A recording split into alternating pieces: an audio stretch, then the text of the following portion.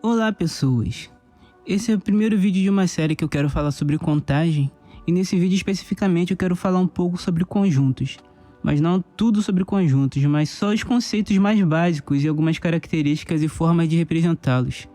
Para começar esse vídeo a gente tem que descrever o que é um conjunto.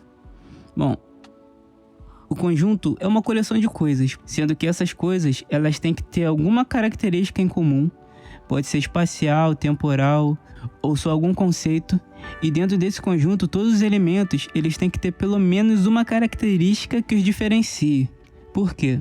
Porque num conjunto não precisa ter ambiguidades. E se for ambíguo, elas vão ser desconsideradas. Por exemplo, um conjunto que tenha o número 1, 2, 2 e 3, 3, 3, ele é igual ao conjunto que só tem o número 1, 2 e 3. Além dessa propriedade dos conjuntos dele não precisar de ser ambíguo, ele não precisa ter uma ordem, ou seja, se eu tiver um conjunto, de novo, com os números 1, 2 e 3, ele é igual a um conjunto com os números 3, 2 e 1. E por fim, os conjuntos na matemática, eles têm que ser bem definidos. Isso significa que a gente tem que saber quais elementos existem naquele conjunto e, por consequência, quais elementos não existem. E isso de ser bem definido não significa que a gente sabe exatamente todos os elementos que tem dentro do conjunto.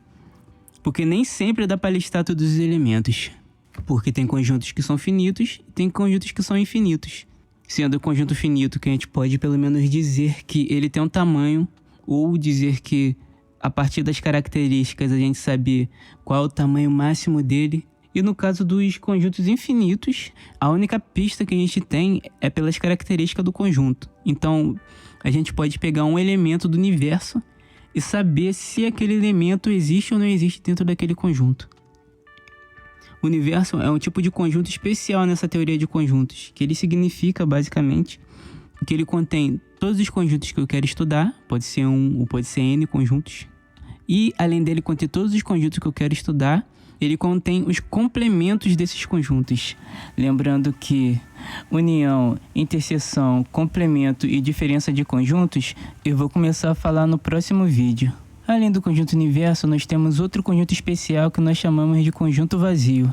Ele é um conjunto que não contém elemento algum dentro dele, ou seja, o tamanho dele é igual a zero. E além disso, também existem relações entre conjuntos e elementos. E tem alguns operadores que fazem esse tipo de relação, que são os operadores pertence ou não pertence, contém ou não contém e contido ou não contido. Quando a gente quer falar sobre a relação de um elemento para o conjunto que ele está inserido, a gente usa o operador pertence. E se aquele elemento não existe dentro do conjunto, a gente usa o operador não pertence. Mas quando estamos querendo falar de relações de conjuntos para conjuntos, aí a gente usa contém ou não contém, contido ou não contido.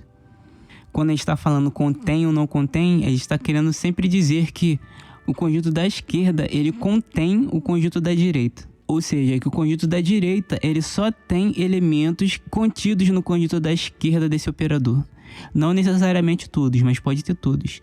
E quando a gente sabe que pode ter todos, a gente usa o operador contém ou igual. Já o contido ou não contido, o conjunto à esquerda do operador sempre vai ter elementos do conjunto da direita do operador, mas de novo, não necessariamente todos. E quando a gente sabe que ele pode ter os mesmos elementos do conjunto da direita, aí a gente pode usar o operador contido ou igual. Bom, eu mostrei aqui algumas formas de representar um conjunto. E as que eu mostrei aqui foram usando chaves e diagrama de Venn. As representações em chaves podem ser feitas da seguinte forma. Você abre chaves, escreve quais as características daquele conjunto dentro das chaves. Essas descrições de características podem ser descritas por extenso mesmo, ou pode ser usando convenções lógicas ou matemáticas, embora nem todos os conjuntos dão para serem escritos de forma matemática. E já o diagrama de Venn é uma forma de representar os conjuntos de forma visual, usando formas geométricas e inserindo os elementos do conjunto dentro dessas formas. E outra coisa que vocês devem ter notado é que tem como eu dar o nome a conjuntos e elementos, para simplificar a escrita e não precisar de ficar reescrevendo toda a definição deles a todo momento. Por isso que para conjuntos, a gente nomeia eles usando letras maiúsculas, como em alguns conjuntos especiais, como os naturais, que usamos um N estilizado, e o conjunto dos inteiros, que é um Z estilizado. E no caso dos elementos, a gente os representa com letras minúsculas. Vocês devem ter visto nesse vídeo que todas as vezes que eu descrevi um conjunto usando chaves, eu usava alguma letra minúscula para definir todos os elementos que estavam dentro do conjunto. Essa letra minúscula, ela justamente simboliza os elementos contidos no conjunto. E é só isso, pessoal. Acho que eu falei tudo sobre o que eu queria falar sobre as características e formas de representar os conjuntos. Se eu esqueci de falar alguma coisa, escrevam aí nos comentários que de repente eu possa fazer um vídeo novo para colocar nessa lista. E no mais, se inscrevam no canal, ativem o sininho, essas frescuras todas aí do YouTube e até o próximo vídeo. Tchau.